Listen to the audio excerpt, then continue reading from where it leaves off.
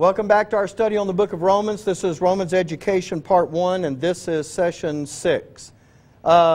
We've been talking about, well, I put that whole thing up, and I kind of jumped the gun a little bit on that, but I do want to come back and kind of show you how I got to where I was going with that.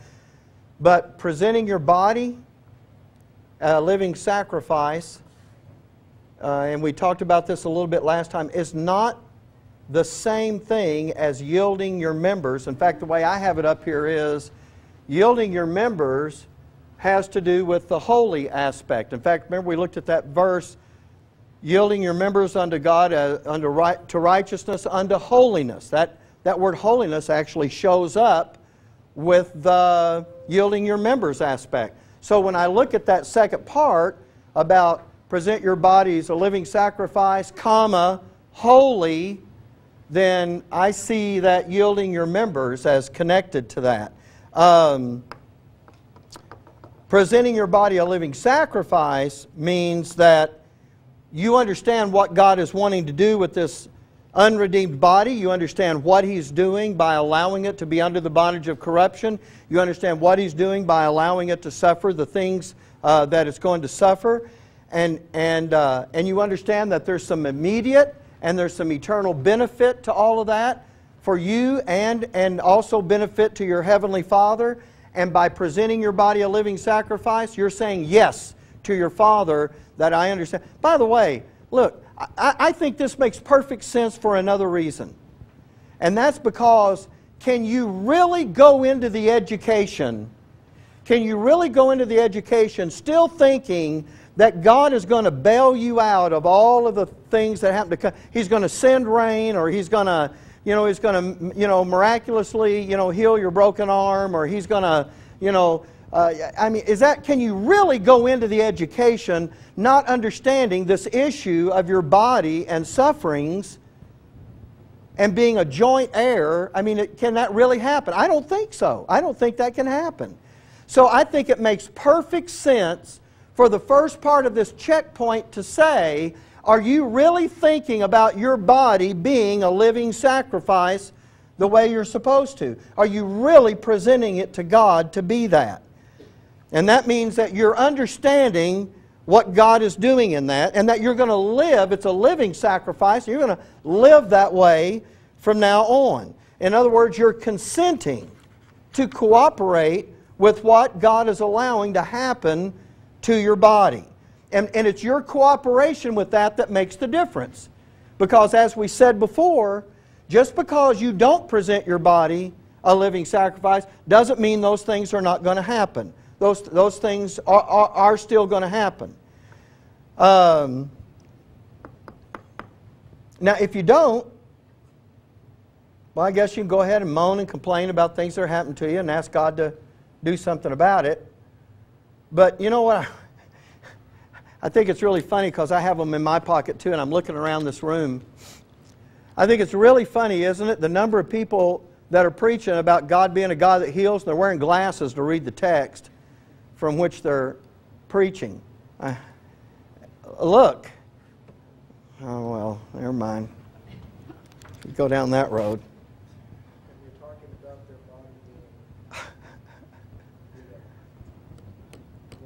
Yeah, right. Like their body's going, He's going to turn it into that glorified body. I'm going to remove all of that. Now, I do need to say this. If you don't present your body a living sacrifice, there is a kind of suffering that you will avoid. The sufferings from the adversary. Do you know why you'll avoid those? Because if you're not willing to present your body this way, you're not going anywhere in the education. And that's exactly what the attack from Satan is designed to do, is to get you stop your education. So if you've stopped it yourself by not making that presentation, you won't have to endure any of those. So those, it's true, you'll be able to avoid those. Okay. Uh-huh.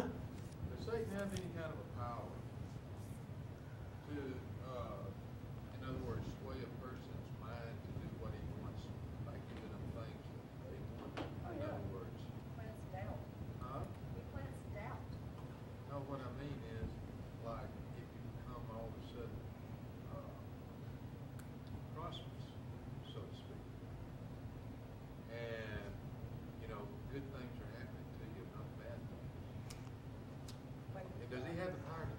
Okay. I'm going to repeat the question because... Okay. Okay. So you're saying, would Satan use means such as prosperity or good things are happening to you or things are going pretty good in your life right now in order to get you away from your sonship education? Is it possible that he would do that? Yes. He has the power to do that? I don't think in an indirect way. I think he does. Am I saying he'll just make you rich? No, no. But I do think that he will make those good things desirable. Well, I know people that swear up and down because they're trying to live a Christian life, that God has made them prosperous, that God has done this part, done that part. They don't want to listen to anything about No, I understand, and I know there are plenty of people that do that. Things are going really well in their life. They've made a lot of money, and what they're saying is, God has blessed me, and God has done this, and I don't really need to listen to anything else because, you know, I know I'm in... None of that's true, but that's one way for Satan, I would think, to keep people away. Absolutely, and his you understand, his primary area is to corrupt your understanding. So in that sense, yeah, would he get your mind over on those things? Absolutely. Will he make you rich to do it? No. But will he corrupt your thinking and your understanding of the things that are happening in your life in order to keep that? Well, you know, if I was praying for a loved one, wife or something like that, and they did live, I'd think, well, look here. You know? Well, I can guarantee you people are doing that. They had a sick loved one. They prayed for them to recover, and when they recover, then they're convinced that God did that. Now, the next time... Mark? The power he has is because he set up the policies that this world works on. He's the prince of the power of the air, so Satan has already put into motion the course of this world. And the course of this world works exactly like that. That's why there's so much deception within the body of We're thinking here all the time that the forces of evil are going to do bad things. No. They're not all bad things, no. the angel of light. Right. Yeah, see, here's what... the reason I'm being a little reluctant to answer this is because in verse 2, and be not conformed to this world. And when we get to that, what we're going to be talking about is, why does Paul say this world instead of the world? I mean, that's an honest question, but it's pointing you to something. We call it the course of this world, but that's based on something that's still ahead of where we are. And that's what you're talking about. There are things that have been put in place in this world that are making us think a certain way and actually regulate our behavior a certain way. And I just hate to tell you this now. That's okay. This will help answer your question.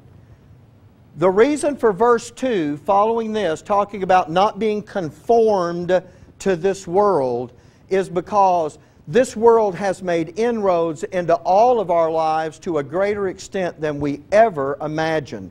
It actually determines how we think about things and what things we will do and how we'll spend our time. You've begun to change that. The renewing of your mind has already happened in some areas. For instance, when you go out at night and you look up at the stars, you don't look at that the way you used to. You used to just look up and see the stars. Maybe you could identify a constellation. Now you understand that's a creature, that you're going to be in that creature, and that its condition right now is under the bondage of corruption. You're going to give life to that creature. Your thinking has already changed about that. Your thinking about your eternity has changed. So already that has taken place, but here's what your Father's doing by verse 2. He's going to tell you that what you're going to encounter in the education is going to run absolutely counter to things that you have integrated into your own thinking and your own behavior.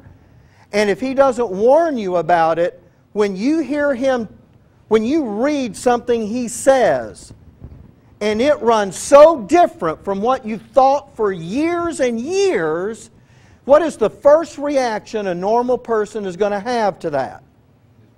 Yeah, that's not so. I don't believe that. And that, remember, that whole thing in your establishment was to convince you of two things. And the first one was, what your Father says to you is true. You can trust what He says. Up to this point, that's happened so many times that I wouldn't question it at all. Okay, well, but see, you've gone through some things that'll bring you to that. But you and I both can name lots of people that I'll guarantee you there's some things in the education, if they got told that right now, they would have a meltdown over that. They would reject that flat out. They wouldn't want to hear another word. You've kind of heard that response anyway. You've given people materials on this. They won't even look at it and told you they weren't going to look at it. And then told you they didn't agree with it, and they never even looked at it to see what they disagreed with. Well, your Father knows He's going to teach you, because what have we got? We've got an understanding that we've just gotten up to this point. The education is a whole different understanding. I'm not saying everything you ever knew is wrong, but we're all going to encounter things that we looked at, and here's what I have to say when I look at it. I guess I've been thinking about that wrong. I've only got two choices. I either do that or I go, no, I'm not doing that. The moment I do that, what have I done to my sonship? I stopped it. And that's why we're going to get this warning in verse 2 about the issue that really, that's where that question is going to get answered. Because is Satan going to use those things? Absolutely. And they're already at work in this world. They're part of his automated system. Were you going to say something, Linda? Okay. So, Milt? I thought about the fact that of Satan's power, unless you give him that power at the right, he can't affect you. That's exactly right. You have to give that to him. Right. I'm going to repeat that because they won't hear it on there. As far as what Satan is doing, for him to be able to make those kinds of inroads, you have to let him do that. You have to give him the power to do that. Because as sons, we have the ability to overcome every bit of that. That's what you're saying, right? Yeah. Good thought. And this was the hard one for me because we're so in such a pervasive culture where everything is, blamed on the devil. Bad things happen, it's the devil's fault. Right, right. Everything's the devil's fault. We're not even going to see his point in our life until Romans 13. Something. Right. And we want to blame, things that are happening within our spiritual life right now, but that's all due to the course of his life. That's all due to something what's happening to people at this point is all due to what he set in motion generally to just be at work in the world. It's not an individualized attack. That's going to work for everybody. It's just part of what he set in motion. Exactly right. People that are going through church problems, every church goes through problems. Right. People's disagreements, moving apart. Doesn't matter which denomination you're a part of, it always happens. Those, That's a human factor. Yeah. right. Right. But that's part of that course of this world that works against that human factor, works with that. When you're saying this is a human factor, I'm reminded of those old jokes. They fit every deal. The guy said, I could be a great pastor if it wasn't for the people. Yeah. Or the guy said, or the teacher said, I could be a great teacher if it wasn't for those students. I could be a great doctor if it wasn't for those patients. I could be a great parent if it wasn't for those kids. Okay. Okay. So now, I know we read those verses in Romans 6, so we've kind of talked about that holy issue a little bit. What I want to do now is, I want to make sure, though, that not only do we keep this in the framework of it's our body and how we're being asked to present our body. By the way, well, I don't know if I ought to ask you that yet. Let me just do this.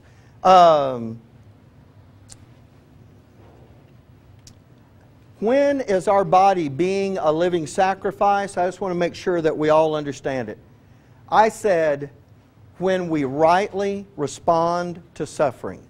That's the living sacrifice aspect. Now, I know this is different, but I really believe this is it. When is our body considered holy? When we yield our members servants to righteousness unto holiness.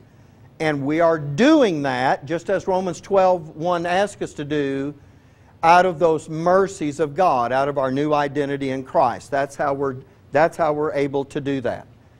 And I'm going to give you this third one, but before I do, we need to go to the next part of the verse, and that is acceptable unto God. That's that third part that we're going to be able to present our body as.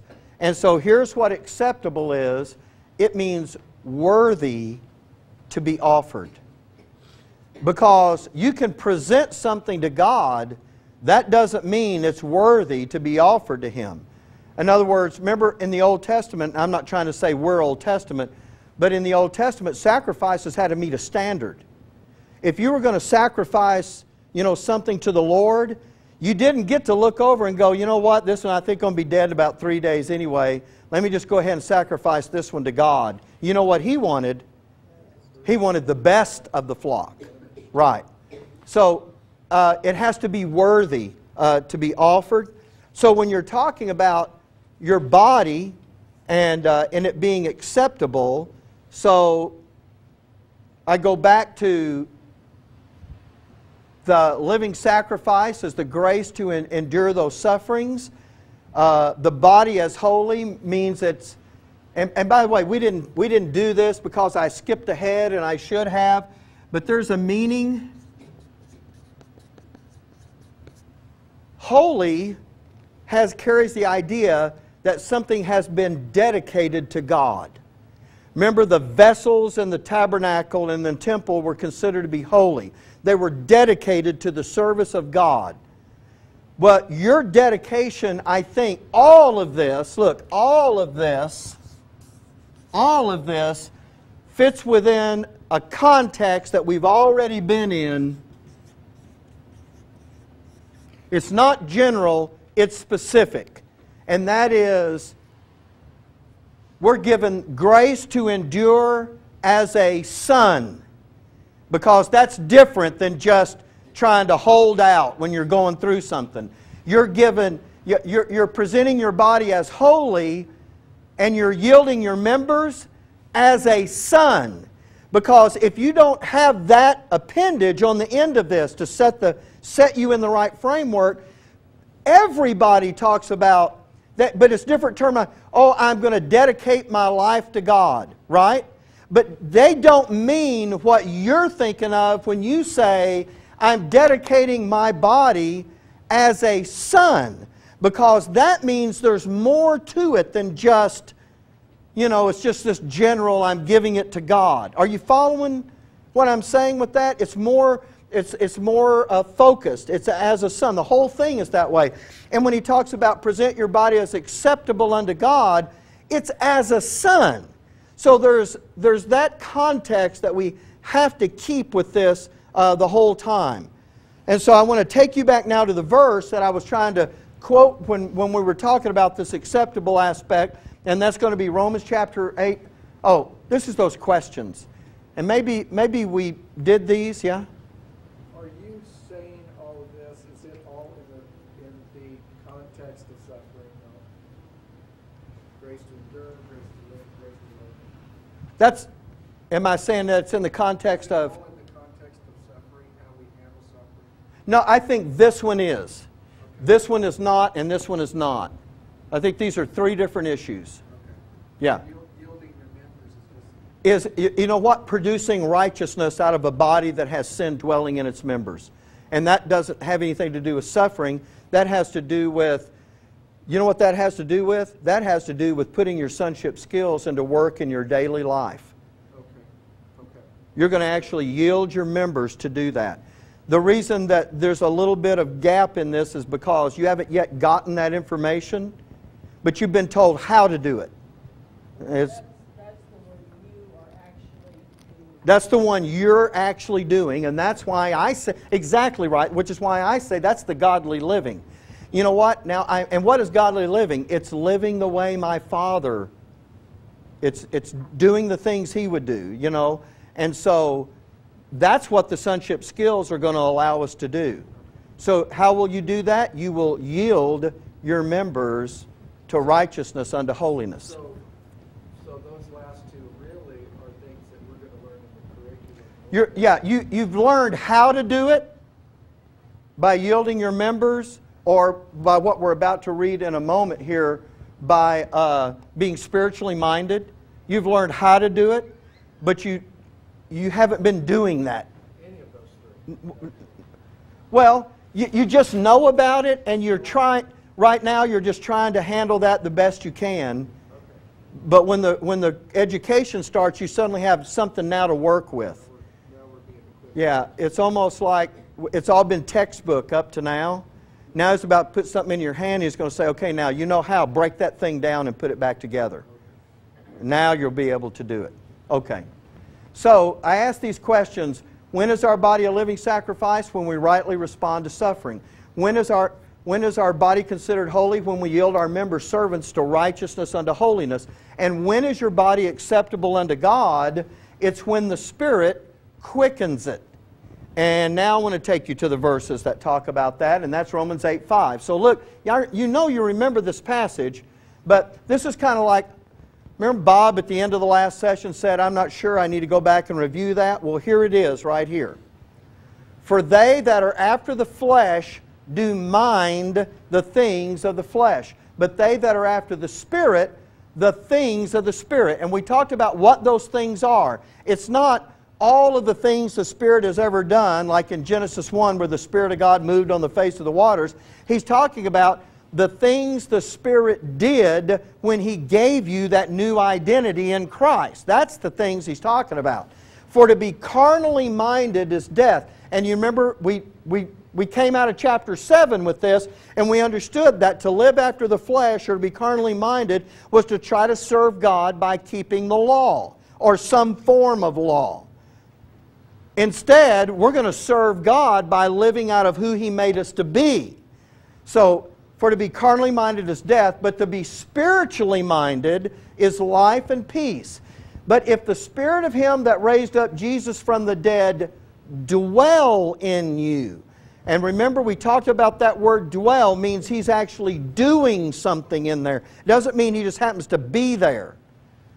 If the Spirit of Him that raised up Jesus from the dead dwell in you, He that raised up Christ from the dead shall also quicken your mortal bodies by His Spirit that dwelleth in you. In other words, it's the work that He does in there that quickens your mortal body. And that's why I was saying this is a godly labor that you are doing together. Because what are you doing? You are minding the things of the Spirit. What is God's response to that? The Spirit quickens your mortal body. That's you doing something and Him doing something, and that looks like godly labor to me. Laboring with your Father. Okay. So now, move to the next part of the verse. Oh, I should have had Romans 12:1 in there again. Let me just back up. There I am. This last part, which is your reasonable service. And now we need to talk about that reasonable service. So let me catch back up to where I am. The Oxford English Dictionary says this about reasonable. Fair and sensible, or able to reason logically, or as much as is appropriate or fair. And if this is your reasonable service, then... Can I start that off? I guess I did. If this is your reasonable service, it means this is something that you ought to have expected, isn't it? I mean, if someone says to you, and you respond, well, that's reasonable, you would kind of say, that's kind of what I expected. What you're being asked to do here in this is going to go, well, let me give you the Charles Smith thing, and then I'll continue to talk about it. Reasonable, he says, is in accord with common sense or common experience. In other words, if you just got through being told that you were a son, and then you just got established as a son, and then you were told about the dispensational change, you now should understand what God is doing in this dispensation of grace. And when He says to you, I want you to present your body to me a living sacrifice, your response ought to be, I think that's what I ought to do. That's reasonable. That's expected. That's certainly in line with what ought to be, with what I ought to do. But it goes beyond that. I'll tell you. The same thing about these others. In view of what God did when He gave us our sanctified life, we ought to present our body as holy and yield our members to righteousness unto holiness. In view of what God wants to do to rouse those bodies to fullness of function, we ought to, when He says, I want you to present those bodies acceptable, we ought to say, that's exactly what I ought to do. But it goes beyond that. What else should we be saying? Not just, yeah, you know what? That's what I ought to do. And I've kind of robbed you of this because I didn't set it up right. And I didn't mean to. But, yeah, it's really what you should be wanting to do at this point. Because these are the things that He's saying, look, here's all I've done for you, and before we start this education, I need you to come to me and say, yes, this is what I want. In other words, let me just break it down. You're going to come to your Father and say, yes, I understand what you are doing about these bodies, and I understand that your glory is at stake in that, and I'm saying yes, I'm going to cooperate with that. Which is a good thing because, as we discussed, it's going to happen to you anyway. But you're going to say, yes, I understand what's at stake in that, and I'm working with that. Number two, do I want to produce a righteousness unto holiness? Is that what I want to do? It ought to be what you want to do. Now, am I saying you're always going to do it? No. But is that the desire that you have? I think it should. It certainly should be. Do you want your body to be acceptable unto Him? See, that ought to be the desire. This is way too academic, and I'm not getting this point across the way that I meant to when I'm sitting at my desk and looking at this. Because really, this has to be alive for us. This has to be a real thing somewhere in these notes. And I've gotten off track of my notes again, so I don't really know where we are. But I sat at my desk and I said to my Father, I really do get what you're doing by not saving this body from every little thing that comes along. I get it. And if that means, you know what, I missed this in the notes, and so now I'm going to have to conjure it up out of my head. I would love to find it. Sorry.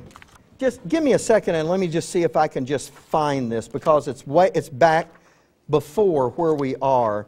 I talked about, and maybe you can find it before I can, I said that God was doing this for a purpose, and then I talked about what that purpose was. I kind of did a 1-2, it wasn't numbered 1, 2, 3, but it may have been with bullets or something. Okay, on my page 3, you have a section there where you have some bullets. You have 2 sections of bullets. And it's my page 3, so it's got to be probably on your page 2. Do you see those bullets?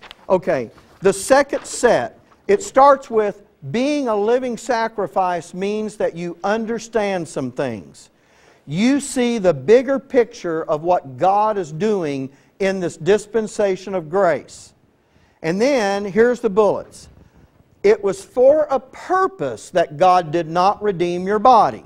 Do we all agree that that was not an accident or an oversight?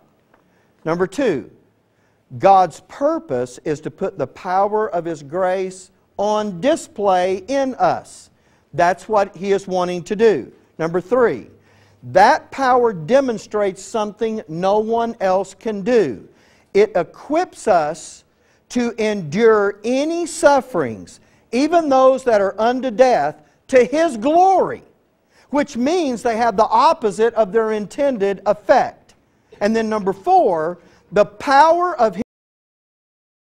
We're going to actually break this verse down. Look at the punctuation in that verse and tell me how many major components you see in that verse. I mean, I know there's some parts or some subparts. Linda says 2. Where do you see, Linda? Okay. Everything else after. The colon is the breaking point, isn't it? And that's exactly the way I see it. There's 2 major parts. The first one is a negative and the second one is a positive.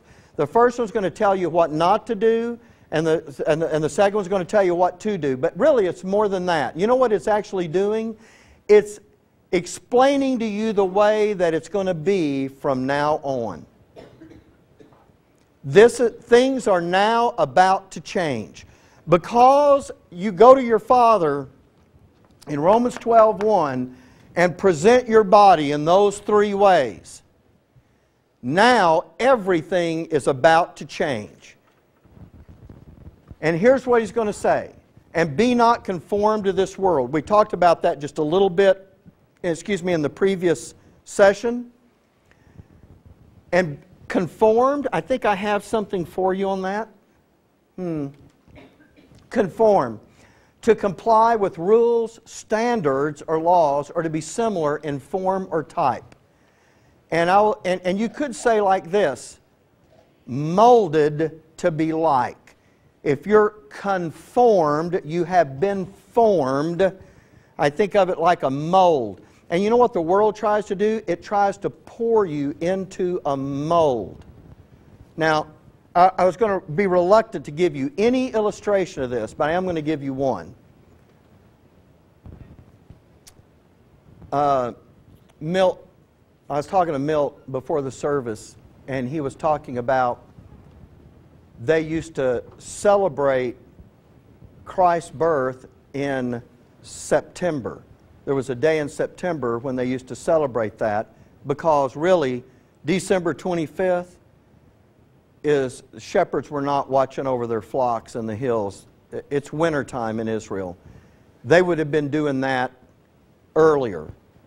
And really, it's the Feast of Tabernacles. And so they picked a date in September, and they went and had things printed up. Oh, it had a cake made. I can tell this story on tape. Is that okay, now that I've told half of it? Okay. Had a cake made that said, "Happy Birthday, Jesus." But because of where they were, a lot of Hispanic influence, they thought it was "Happy Birthday, Jesus." So nobody thought anything about it in September. But it was "Happy Birthday, Jesus" because it was on the Feast of Tabernacles when He was born. Now, you know what? The world, now I'm not, all I'm saying here is there's something at work in the world that says this thing is going to be celebrated on December the 25th. And I'll tell you now, no matter what you know to be true about that, the world is not going to change that. I'm telling you now. And you know that, don't you? If the employer is going to let you off, he's not letting you off in September. It doesn't matter what you show him in the Bible. It doesn't matter. It's going to be December. The stores are not going to put their sales on until December. Oh, no, it happens earlier now. I think it starts in August. Okay, so, you know, that commercial in. January the 1st, right.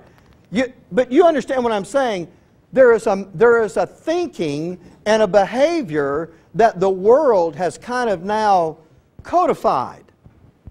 And you'll just have to line up with it. Well, that has happened not just, I mean, that's a very simple way of showing it, but the world has done that in a whole lot of ways. And what the education is going to do is it is going to start you thinking about things. And by the way, he's not pointing out a bunch of stuff. In other words, the illustration about Christmas is not one of the things listed in the education, but he's going to start showing you how to think now differently. And when you start thinking about things differently, you're going to discover areas of your life that the world penetrated into your thinking, and it came out in your behavior.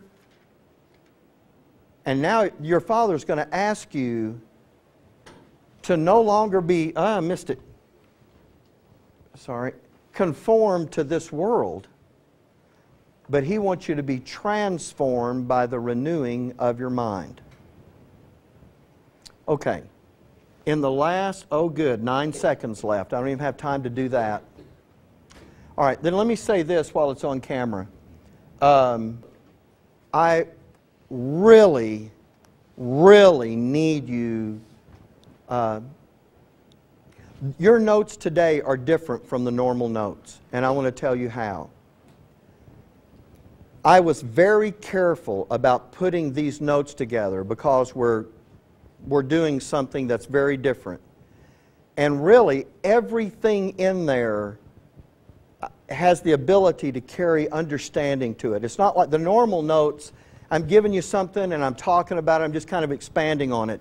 I think these notes are much more precise.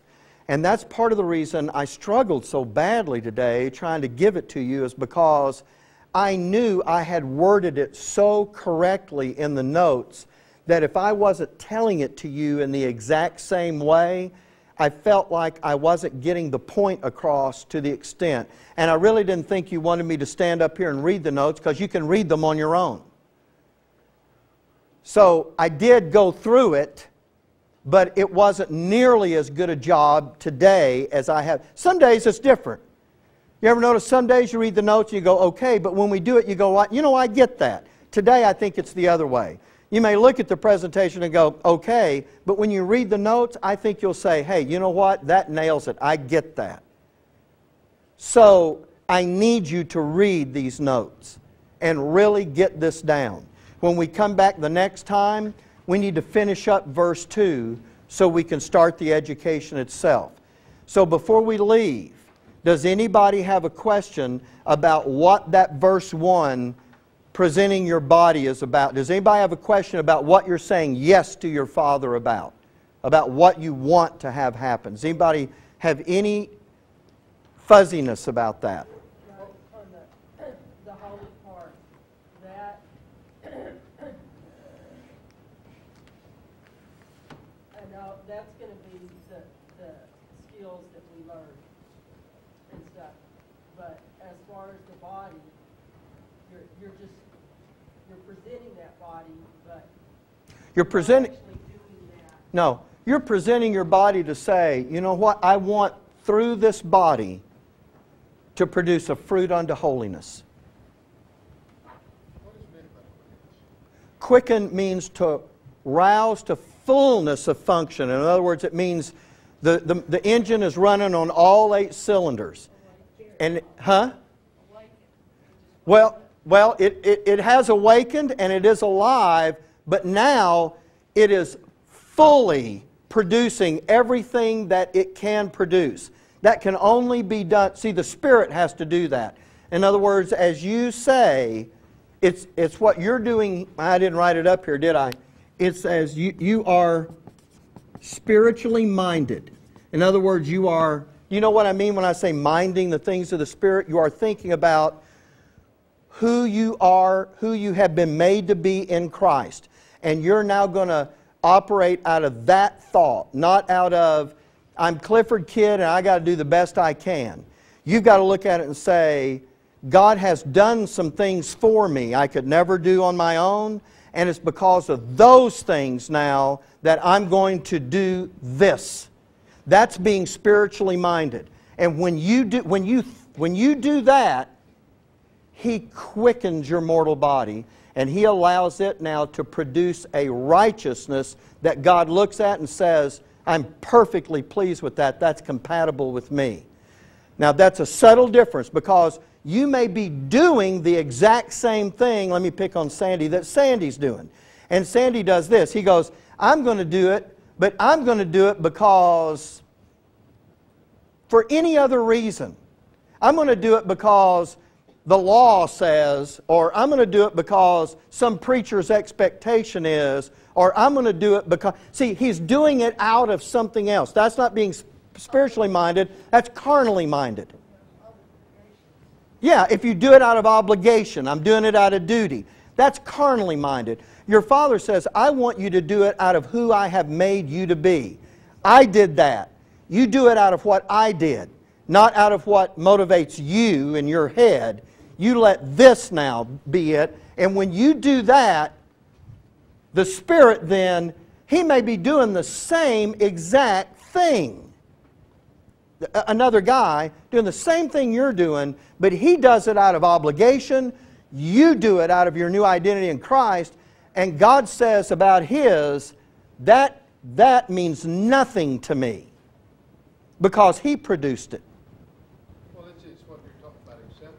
Acceptable to me means something that brings glory to God. That's right. And that's the only way it will. Exactly right. That's the only way it will, is to be spiritually minded. In response to that, the Spirit, now the Spirit does that thing that you would have done before. I mean, yeah, you're doing it, but now the Spirit quickens your body. In other words, it's using that body with sin in its members to produce a righteousness it could never produce on its own. It recognizes your desire. Exactly. Yeah. Does that make sense? Okay. So what we're doing is we're giving ourselves to the desire, but we don't know the means, or we don't have the list. You haven't seen a lot of this yet. You've heard about it, you know. But when you start getting these sonship skills, you'll start looking at these things and you'll be going, hey, this is exactly what I need to be doing.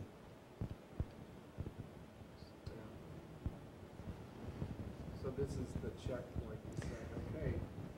You said, okay. Let me use you for an example. If you were coming before your Heavenly Father to do this, if he were to just ask you the questions, He would be saying this: Mark, are you willing to cooperate with what I'm going to allow to happen to your body and live that way every day? You would say yes. That's the living sacrifice. Mark, are you willing to give me your body, to yield your members to me so that I can produce fruit unto holiness? Okay? And then the third one would be, are you willing to be spiritually minded so my spirit can quicken that body and produce something that's acceptable to me? Are you willing for that? And when He says yes, you know what He's saying? That's all three checkpoints. I'm going to move you to the education. But that, I don't necessarily know what that all means. It's like everything else. Have any of you, since you've been this far in sonship, gone back to either justification or sanctification and read it, and now you look at it with different eyes and you go, oh, this means way more to me now than it did when we went through it? That's exactly how this is going to be. This is going to mean way more to you later. Right now, it's all very academic. So that's why he has to give you verse 2 to get you ready to say, everything's about to change. You're not going to be conformed to this world, but now I'm going to transform you, and you're going to get to do something that proves what is that good, acceptable, and perfect will of God. That's something you're going to be doing. When we understand what that is, now you'll understand why He's got to do that, because He's telling you right here, the reason you're going to be transformed by the renewing of your mind is because you're going to prove something. And it's going to be showing up in you. You're the ones that's going to be doing that. Once you've got that down, verse 3 moves us into the first component of godly wisdom. Verse 3. Okay. All right, any other questions? Did we answer your question? All right. What was your question? I can't remember. I know, like going through, because I'm like at 14 right now, there's a lot of things that when I come back into the session that you'll pull out, and I'm thinking, well, I was close, there's no secret, you know. Because I mean, like I said a while ago, I've got the desire, but I don't have the depth of knowledge to go into it, so. Well, we all know what that's like. Yeah. Okay. All right, look, please, I'm begging you, look at those notes carefully. Okay, we'll finish up verse 2 next time. If we can, we'll start the education. What's interesting, the two parts to Romans, verse 2. Uh-huh. You can be not conformed to this world. I can think of that term, and there's a lot of religions or religious people out there that think they understand what that means. Right. And they don't conform in a way. You know, you could be a Seventh-day Adventist, Seventh-day Church on Sunday. Right. You're not conforming to the world, you know. But without the second half of that, you could be way off in the weeds. Yes, you can. Well, as a matter of fact, what you're going to find out in the notes is a lot of that conformity to this world is Christianized ideas that aren't really your Father's ideas. Yeah, it's not all just worldly stuff. A lot of it's very religious.